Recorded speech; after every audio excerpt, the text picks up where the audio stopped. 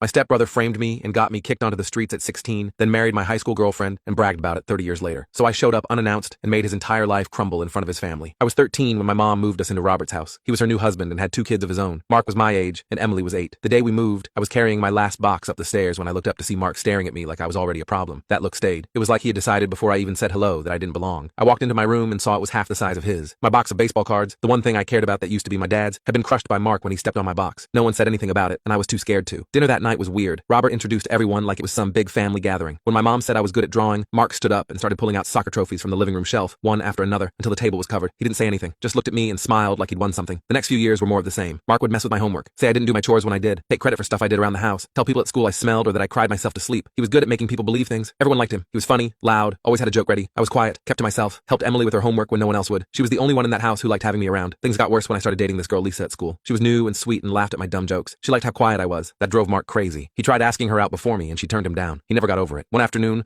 I got home and Mark said he lost his phone. He asked me to help him look for it. I followed him upstairs and he told me to check under my bed while he went to check the laundry. I didn't think much of it until 20 minutes later when he came back with our dad. He walked in shouting. Mark was behind him with this look on his face I still remember, like he couldn't wait to watch the next 5 minutes. Robert marched over to my bed, flung open my wardrobe and pulled out a bunch of Emily's underwear. My stomach dropped so fast I couldn't breathe. I told them I didn't put them there. I had no idea how they got there. I looked over at Mark and he was fake shocked, like he couldn't believe what he was seeing. Emily was crying and kept asking why I took her stuff. Robert didn't ask questions. He grabbed me by the collar and dragged me out of the house before I could even grab my shoes. He threw me against the wall in the driveway and screamed that I was sick and needed help. Then he shoved me to the ground and locked the door behind me. My mom didn't even fight for me. I remember standing there barefoot, staring at the porch light. I knocked once, then again, then I gave up. I slept in a porta potty at the park that night. Nobody came to get me the following day, and I honestly thought I'd never see any of them again. 30 years passed by. The only thing I heard was Mark somehow ended up marrying Lisa, but not much else. Until last week. I came home from work, my wife Sarah looking like she'd seen a ghost. She handed me a printed email, an email that was from Emily. I didn't want to read it. I hadn't spoken to her in 30 years, but she told me I needed to. It was long, but the important part was this. Mark got drunk last weekend. He and his buddies were talking and my name came up. He started bragging about how he set me up and how he took my girl, said I probably died on the streets, said it like a joke. Lisa was there in the next room, and she finally heard the truth. She called Emily. Emily spent all weekend trying to find me, and she did. She wrote that she was sorry, that she never forgot what happened, that she missed me and wanted to come meet the family again. But the whole time reading that email, there was one thing on my mind. I should be over it, but Mark ruined my life and took everything from me. I was coming back, and I was getting more than just revenge. I read the email twice, then closed the laptop. Jamie was watching me carefully. Are you okay? She asked. I wasn't. I felt like someone had ripped open an old wound and poured salt in it. All those feelings I'd buried, the abandonment, the betrayal, the helplessness, came flooding back. But mixed in with all that pain was something else, something hot and sharp, anger. He married Lisa, I said finally. That detail kept sticking in my brain. After ruining my life, Mark had gone on to marry the one good thing I'd had in that house. Jamie knew some of my history. I told her the basics when we got serious, that I'd been kicked out as a teenager, that my stepbrother had set me up, that my mom had chosen her new family over me, but I'd never told her all the details. It hurt too much to talk about. Now I found myself telling her everything, about the baseball cards, about the constant sabotage, about Lisa, and how she was the first person who seemed to see me, about that final day when everything fell apart. I talked until my voice was hoarse. When I finished, Jamie reached across the table and took my hands. What do you want to do? She asked. That was the question, wasn't it? What did I want? Part of me wanted to delete the email and pretend I never saw it. Another part wanted to write back just to Emily, maybe try to have some kind of relationship with the only person from that house who'd been decent to me. And then there was the part of me that wanted to drive to wherever Mark lived now and punch him in his smug face. I didn't respond to the email that night or the next day. I went to work, came home, helped the kids with homework, all while this storm was brewing inside me. Jamie didn't push, but I could tell she was worried. On Thursday, I finally wrote back to Emily. Just a short message saying I'd received her email and needed some time to process it. I gave her my phone number and said she could call if she wanted to talk. She called that same night. It was weird hearing her voice, a grown woman's voice instead of the little girl I remembered. We talked for almost 2 hours. She filled in some of the gaps from the last 30 years. My mom and Robert had stayed together, though their marriage had been rocky. My mom had tried to find me at first, Emily said, but Robert convinced her I was better off wherever I'd gone. Mark had been the golden child, got a soccer scholarship to state, married Lisa right after college. They had 3 kids now. Emily had gone to community college, became a nurse, married a guy named Tom. I always knew something wasn't right about that night, she told me. Even as a kid, I remember thinking it didn't make sense that you would take my stuff. You were always so nice to me. I asked her if she told our mom about Mark's confession. She hadn't yet. She wanted to talk to me first, see what I wanted to do. What about Lisa? I asked. I was trying to sound casual, but my heart was pounding again. Emily got quiet for a moment. She left him, she said finally. Packed a bag and went to stay with her sister. She's filing for divorce. I didn't know how to feel about that. Lisa was just a high school girlfriend. We'd barely dated. It shouldn't matter to me what happened in her marriage, but somehow it did. After I hung up with Emily, I sat on our back porch for a long time, just thinking. Jamie came out and sat beside me. I want to see them, I said finally. All of them. I want them to look me in the face after what they did. Jamie squeezed my hand. Then that's what we'll do. We made plans to drive to my hometown the following weekend. It was about 3 hours away. Emily arranged everything. She'd get my mom to her house for what she called a family meeting. She didn't tell her why, just that it was important. Mark would be there too, though he didn't know I was coming. Lisa wouldn't be there, which was probably for the best. The days leading up to the trip were a blur. I couldn't focus at work. I kept thinking about what I would say, how I would act. I swung between wanting to scream at them and wanting to show them how well I'd done despite them. I barely slept. Jamie suggested we leave the kids with their parents. This is going to be intense, she said. They don't need to see that. She was right, as usual. We drove up Saturday morning. I was quiet most of the way, my stomach in knots. Jamie tried to distract me with stories about work, but eventually she just let me sit with my thoughts. We checked into a hotel first. I needed a home base, somewhere I could retreat to if things went badly. Then we drove to Emily's address. It was a small house in a nice neighborhood with toys scattered across the front yard. As we pulled up,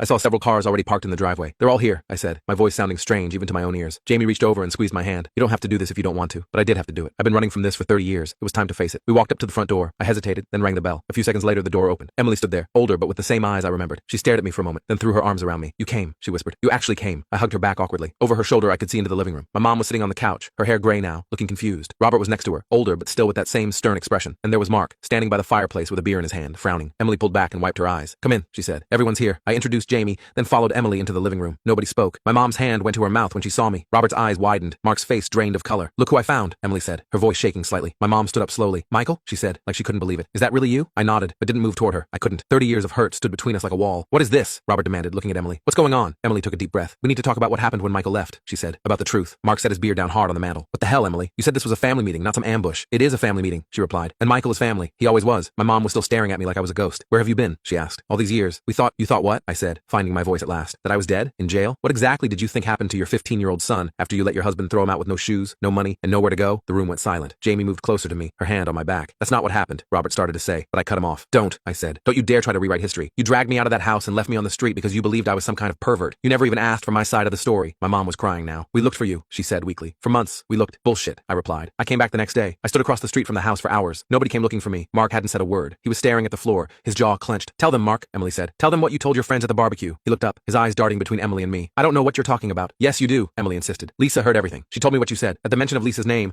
Mark's face hardened. "Lisa needs to mind her own business. This is her business," I said. "You ruined my life, then took my girlfriend as some kind of trophy, and now she knows what kind of man she married." Robert stood up. "What exactly are you accusing Mark of?" I looked him straight in the eye. "He planted Emily's underwear in my room. He set me up. He admitted it to his friends last weekend, and Lisa overheard him." My mom gasped. Robert shook his head. "That's ridiculous," he said, but there was uncertainty in his voice. "Is it?" I asked. "Think about it. Did it ever make sense to you that I would steal Emily's underwear? Me, who never caused any trouble, who kept to myself, who helped Emily with her homework? Did that ever actually make sense to you?" Robert looked at Mark, who was now visibly sweating. "Mark," he said. "What's going on?" Mark forced a laugh. "This is insane. He shows up after 30 years and starts throwing accusations around, and you're actually listening to him." "I heard you," Emily said quietly. "At the barbecue. We all heard you bragging about how you got rid of your stepbrother by planting my underwear in his room. You laughed about it, Mark. You thought it was funny." The room went completely silent. My mom was staring at Mark in horror. Robert looked like someone had punched him in the stomach. "It was a joke," Mark said finally. "I was drunk. I was just talking shit." "No," I said. "It wasn't a joke. You hated me from the moment I moved in. You destroyed my dad's baseball cards. You spread rumors about me at school. You sabotaged my homework. And when I finally found someone who liked me despite all that, you couldn't stand it. So you got rid of me." Mark's face was red now. "You don't know what you're talking about." "I know exactly what I'm talking about," I said. "And so do you." Robert sat down heavily on the couch. "Mark," he said, his voice different now. "Tell me the truth. Did you do this?" Mark looked around the room like he was searching for an escape route. Then something in him seemed to snap. "So what if I did?" he said, his voice rising. "He didn't belong here. Mom died, and suddenly this random kid and his mother move into our house, taking up space, changing everything. Dad was spending all this time trying to make them feel welcome when he should have been focused on us." I felt like I'd been slapped. After all these years, he was still justifying what he'd done. "I was 13 years old," I said. "My father had just died. I didn't ask to move into your house. I didn't ask for any of it." My mom stood up suddenly. "How could you?" she said to Mark. Her voice was shaking. "He was a child. We were a family." Mark scoffed. "We were never a family. You were just some woman my dad married. And he pointed at me, was just baggage." Robert stood up too. "That's enough, Mark. What you did, it's unforgivable. Do you understand that? You destroyed this boy's life because you were jealous?" "Jealous?" Mark laughed. "Of him? Please. I had everything. He had nothing. And you made sure it stayed that way," Jamie said, speaking for the first time. Her voice was cold with anger. "You made sure he lost everything, including his mother." My mom turned to me, tears streaming down her face. "Michael, I didn't know. I swear I didn't know. Robert said you needed help, that we should give you space." I looked at her. This woman who had once been my whole world. "You were my mother," I said quietly. "You were supposed to protect me. Even if you believed I did something wrong, you were supposed to help me, not throw me away." She flinched like I'd hit her. "I know," she whispered. "I know." Emily moved to stand beside me. "What happens now?" she asked. That was the question, wasn't it? What did happen now? The truth was out. Mark's lie had been exposed, but it didn't undo the past 30 years. It didn't give me back my childhood or heal the wound of being abandoned by my own mother. "I don't know," I said honestly. "I didn't come here expecting anything really. I just needed you all to know the truth, to look me in the face and acknowledge what happened." Robert stepped forward. "Michael, what we did to you was wrong. Even if what we believed had been true, the way we handled it was inexcusable. I can't change the past, but I am truly sorry." I nodded, not trusting myself to speak. It was something, I supposed, more than I'd expected. My mom tried to approach me, but I stepped back. "I can't," I said. "Not yet. Maybe not ever." She nodded, tears still falling. "I understand," she said, though I doubted she did. "But I want you to know I never stopped loving you, never stopped missing you. Just not enough to find me," I replied. Mark hadn't moved from his spot by the fireplace. He was watching the scene unfold with a strange expression, not quite remorse, more like annoyance that his perfect life was being disrupted. "What about Lisa?" I asked him suddenly. "Did you ever actually love her, or was she just another thing you could take from me?" His eyes narrowed. "Don't talk about my wife. Ex-wife, from what I hear," I said. That hit a nerve. He took a step toward me, fists clenched. "This is your fault," he said. "You show up after all these years and suddenly my marriage falls apart? What did you say to her?" "I haven't spoken to Lisa," I said. "She left because she finally saw who you really are. That's on you, not me." For a moment, I thought he might try to hit me. Part of me almost wanted him to. It would be satisfying to finally fight back after all these years. But instead, he grabbed his jacket from the back of a chair. "This is bullshit," he said. "All of it. I don't have to listen to this." He stormed toward the door, shoving past me on his way out. Nobody tried to stop him. After he left, the atmosphere in the room changed. It was like we could all breathe a little easier. Emily made coffee, and we sat awkwardly in her living room. I told them a little about my life, how I'd survived those first few years on my own, bouncing between shelters and friends' couches, how I'd eventually gotten my GED and found work in IT, how I'd met Jamie and built a new family. I didn't tell them about the nightmares that plagued me for years, about the trust issues that made relationships nearly impossible, about the therapy I still needed sometimes when the abandonment feelings got too strong. They hadn't earned that level of honesty from me. As the afternoon wore on, I found myself watching my mom. She looked older than her years, worn down by life. I wondered if she'd ever been happy with Robert, if giving me up had been worth it. I wondered if she thought about me on my birthdays, at Christmas, during all the milestones of my life that she'd missed. Eventually, it was time to go. We'd said what needed to be said. said. Emily hugged me again and made me promise to stay in touch. I gave her my address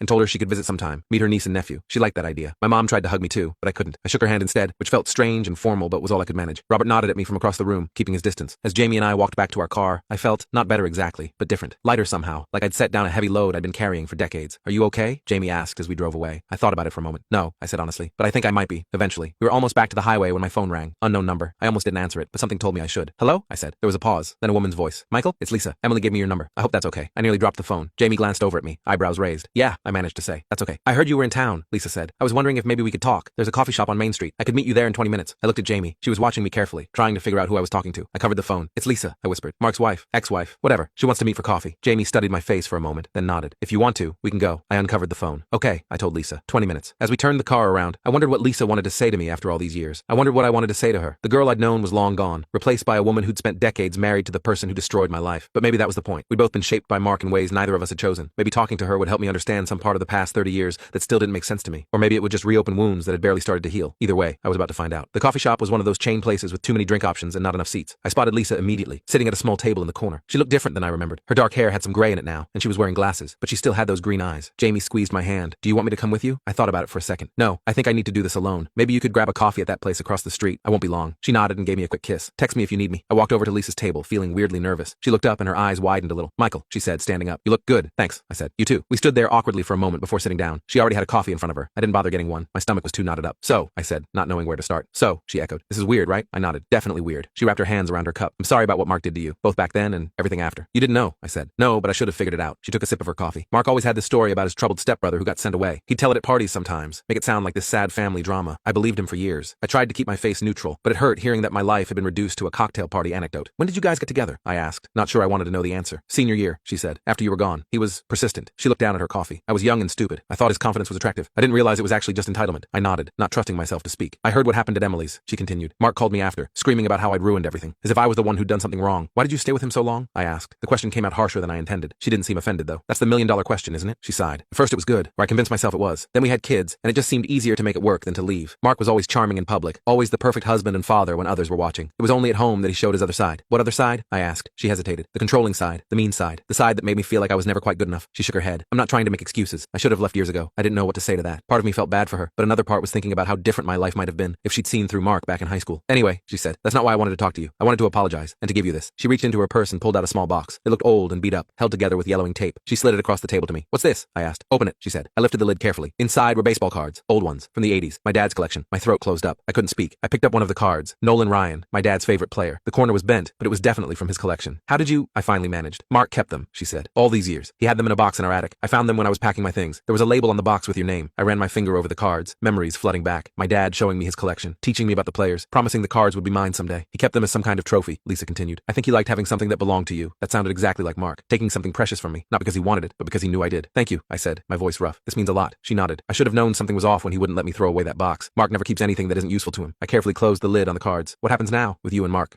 Divorce, she said simply. I've already filed. I'm staying with my sister until I can find a place. The kids are grown, so at least there's that. I'm sorry, I said, and I meant it. Despite everything, I didn't want her to suffer. She shrugged. Don't be. It's long overdue. She hesitated, then added, can I ask you something? Sure. What happened to you? After you left, I mean. Mark said you ran away, but I never really believed that. I took a deep breath. I hadn't talked about those years much, not even with Jamie. But for some reason, I found myself telling Lisa everything. About sleeping in the porta potty that first night, about wandering around town for days, trying to figure out what to do, about the shelter where I stayed until I turned 16 and they said I was too old, about the McDonald's manager who gave me a job and sometimes let me sleep in the break room, about the night classes I took to get my GED, about the community college courses I scraped together money for. She listened without interrupting, tears forming in her eyes. I had no idea, she said when I finished. All those years, I pictured you living with relatives somewhere or in some juvenile facility. I never imagined you were just out there on your own. I survived, I said. Made a decent life for myself eventually. You did more than survive, she said. You thrived, despite everything Mark took from you. I hadn't thought about it that way before. I'd been so focused on what I'd lost that I hadn't really considered what I'd built. I should go, I said, picking up the box of cards. My wife is waiting. Lisa nodded. Of course. She hesitated, then asked, would it be okay if I contacted you again sometime? Not right away, but maybe when all this is settled down. I thought about it. Did I want Lisa in my life? Did I want any connection to that past? Maybe, I said finally. Let's see how things go. She seemed satisfied with that. We exchanged numbers, and I stood up to leave. Michael, she said as I turned to go. For what it's worth, I'm glad you found happiness. You deserved better than what happened to you. I nodded, not trusting myself to speak, and walked out of the coffee shop. Jamie was waiting across the street. She stood up when she saw me, concern on her face. You okay? She asked. I showed her the box of baseball cards and explained what Lisa had given me. We walked back to our car in silence, my mind spinning with everything that had happened. As we drove out of town, I felt strange. Not closure exactly. I wasn't sure that was possible after everything that had happened, but something had shifted. The weight I'd been carrying for 30 years felt different somehow. What are you thinking? Jamie asked after we'd been driving for a while. I'm thinking about calling Emily when we get home, I said. Maybe inviting her to visit us sometime. What about your mom? Jamie asked carefully. I sighed. I don't know. That's more complicated. You've got time to figure it out, she said. There's no rush. She was right. After 30 years, a few more months or even years wouldn't matter. I could take my time deciding what kind of relationship, if any, I wanted with my mother. We drove in silence for a while. I kept thinking about Mark, about how he'd kept my dad's baseball cards all these years, how he'd married Lisa, how he'd built his entire life around taking things from me and then pretending I never existed. You know what's weird? I said finally. Mark ruined my life, but I ended up with a better one than he has. Jamie glanced over at me. What do you mean? He's losing everything now. His wife, his reputation, probably his relationship with his parents. And for what? Because he couldn't stand sharing his house with a 13-year-old kid 30 years ago. Some people create their own karma, Jamie said. I nodded, looking out the window at the passing landscape. I guess so. When we got home the next day, I put the box of baseball cards on our mantle. Jason and Lily were curious about them, so I told them they had belonged to their grandfather, my dad. I didn't tell them the whole story of how I lost them and got them back. That could wait until they were older. That night, I got an email from Emily with photos of her family. Her husband Tom seemed nice in the pictures. They had a 10-year-old daughter named Hannah, who looked a lot like Emily had at that age. I showed the photos to Jamie and the kids. Is that your sister? Jason asked. Half-sister, I corrected automatically, then stopped myself. Actually, just sister. She's my sister. I sent Emily some photos of our family in return. It felt strange but good, like opening a door I'd kept locked for decades. A week later, I got a letter in the mail. No return address, but I recognized my mom's handwriting on the envelope. I set it on my desk and left it there for 3 days before I finally opened it. It was long, 5 pages of her small, neat writing. She apologized over and over. She explained how Robert had convinced her I needed tough love, how Mark had manipulated everyone, how she'd tried to find me but didn't know where to look. She wrote about her regrets, her shame, her hope that someday I might forgive her. I read it twice, then put it back in the envelope. I wasn't ready to respond yet. Maybe I never would be, but I didn't throw it away either. The following month,